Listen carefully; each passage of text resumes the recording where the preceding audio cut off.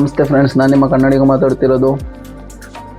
ಖುಷಿಯಾದ ವಿಷಯ ಅಂತಂದರೆ ನಿನ್ನೆ ವರ್ಲ್ಡ್ ಕಪ್ ಗೆದ್ದುಬಿಟ್ರು ನಮ್ಮ ವುಮೆನ್ಸ್. ಫಸ್ಟು ಸ್ಟಾರ್ಟಿಂಗು 298 ಏನೋ ಟಾರ್ಗೆಟ್ ಕೊಟ್ಟರು ನಮ್ಮ ಇಂಡಿಯಾ. ಅಲ್ಲೇ ಗೊತ್ತಾಯಿತು 298 ಸೆಕೆಂಡ್ ಹೈಯೆಸ್ಟ್ ಇನ್ ಫೈನಲ್ ಅಂತ.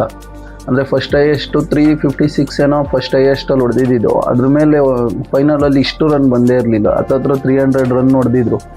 ಸಕ್ಕದಾಗೆ ಹೊಡೆದರು. Shafali Verma best batsman, opening batsman. ಅವರು ಇವಾಗ ಎರಡೇ ಸೆಮಿಫೈನಲ್ ನಾಕೌಟ್ ಪಂದ್ಯಗಳಲ್ಲಿ ಬಂದು ಆಡ್ತಾ ಇರೋದು. ನಾಕೌಟ್ ಪಂದ್ಯದಲ್ಲಿ ಆಡ್ತವ್ರೆ ಅಂತ ಅನ್ಸೋದೇ ಇಲ್ಲ. ಅವ್ರು ಏನೋ ಎಕ್ಸ್ಪೀರಿಯನ್ಸ್ ತುಂಬ್ಕೊಂಡು ಬಂದವ್ರೆ ಅನ್ನೋ ಲೆವೆಲ್ಗೆ ಆಡ್ತವ್ರೆ. ಅದು ಸಕ್ಕದಾಗೆ ಪರ್ಫಾರ್ಮೆನ್ಸು.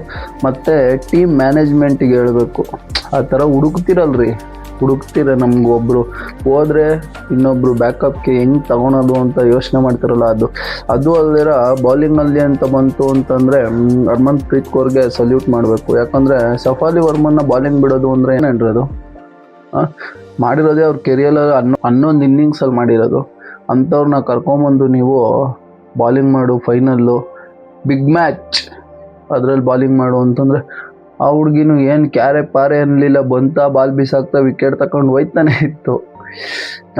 ಅವ್ರ ಜೊತೆಗೆ ರನ್ನು ಎಲ್ಲೂ ಲೀಕ್ ಮಾಡ್ತಿರಲಿಲ್ಲ. ಫೀಲ್ಡಿಂಗು ಏನೋ 1-2-3 ಕ್ಯಾಚ್ ಮಿಸ್ ಆಯಿತು ಬಿಟ್ಟರೆ ಫೀಲ್ಡಿಂಗ್ ಮಾತ್ರ ಸೂಪರ್ ಫೀಲ್ಡಿಂಗು.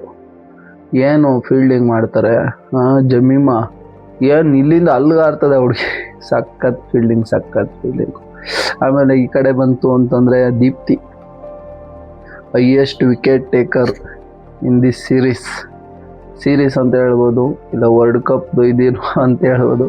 ಹೈಯೆಸ್ಟ್ 22 ವಿಕೆಟ್ ತೆಗೆದಿದ್ದಾರೆ. ಲಾಸ್ಟ್ ಫೈನಲ್ ಮ್ಯಾಚಲ್ಲಿ 5 ವಿಕೆಟು, ಕ್ರೂಷಿಯಲ್ ವಿಕೆಟ್ಸ್ ಎಲ್ಲ ಸೂಪರು. ಏನು ಹೇಳೋದು ಅಂತಂದರೆ ಫುಲ್ ಪ್ಯಾಕೇಜು ತುಂಬಿಕೊಂಡಿತ್ತು. ಆ ವರ್ಲ್ಡ್ ಕಪ್ ಎತ್ತಬೇಕಾದ್ರೆ ಈ ನಮ್ಮ ಹುಡುಗರು ವರ್ಲ್ಡ್ ಕಪ್ ಎತ್ತಿದ್ರಲ್ಲ, ಆ ಲೆವೆಲು ಖುಷಿ ಆಯ್ತು ಕಣ್ರಿ. ಮಾಡಿದ್ರು ಅಂದರೆ ಓವರ್ ಆಲ್ ಟೀಮ್ಗೆ ನಾವು ಅಪ್ರಿಷಿಯೇಟ್ ಮಾಡಬೇಕು. ಓವರ್ ಆಲ್ ಟೀಮ್ಗೆ ಅವರು ಅನ್ನೋದಲ್ದಿರ ಓವರ್ ಆಲ್ ಟೀಮ್ಗೆ ಅಪ್ರಿಷಿಯೇಟ್ ಮಾಡಬಹುದು ನಾವು. ಅಷ್ಟು ಚೆನ್ನಾಗಿತ್ತು, ಒಳ್ಳೆ ಪ್ಯಾಕೇಜು ಟೀಮ್ ಇಂಡಿಯಾ. ಕಪ್ಪೆತ್ತಬೇಕಾದ್ರೆ ಮಿತಾಲಿ ರಾಜ್, ಆಮೇಲೆ ಗೋಸ್ವಾಮಿ, ಸಚಿನ್ ತೆಂಡೂಲ್ಕರ್, ರೋಹಿತ್ ಶರ್ಮಾ, ಎಂತೆಂಥ ಲೆಜೆಂಡ್ಗಳು ಬಂದಿದ್ರು ರೀ ಮುಂಬೈಗೆ.